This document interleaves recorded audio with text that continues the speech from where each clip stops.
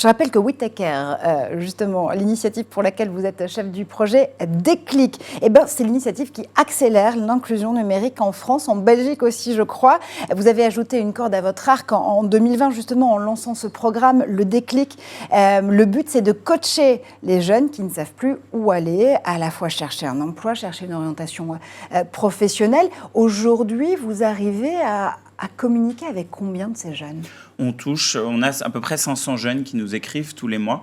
Alors, sachant qu'il y en a beaucoup aussi qui testent le service, mais il y a plus de 200 jeunes. Vous voyez, là, en mars, on a accompagné 270 jeunes qu'on accompagne vraiment dans le début de la démarche. Nous, ce qu'on fait, c'est vraiment...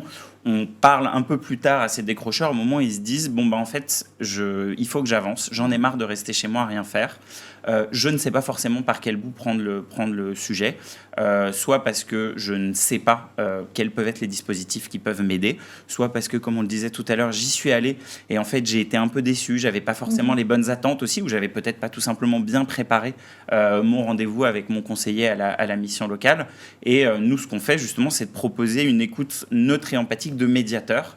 C'est je vais vers ces jeunes et je leur propose d'échanger, de faire cette phase d'écoute, de soutien aussi, pour après rediriger vers le bon service. Ou quand c'est des jeunes, et on en a, qui sont, d'un point de vue statistique, c'est décrocheurs, mais qui sont en fait assez autonomes, qui parfois juste n'ont pas les codes, qu'il va falloir aider à faire un CV, une lettre de motivation, trouver des offres. Mais on sent qu'il y a le moteur intérieur est suffisamment fort pour se dire qu'ils vont avancer. Et d'autres où là, on a vraiment un rôle de première écoute et de remobilisation vers justement ces dispositifs qui pourront les aider. Parce que même si on est un service numérique, on le voit, on travaille sur l'insertion et aussi un projet où le présentiel, le contact reste très important. C'est aussi des jeunes qu'on a besoin de rassurer sur leur capacité à travailler avec les autres.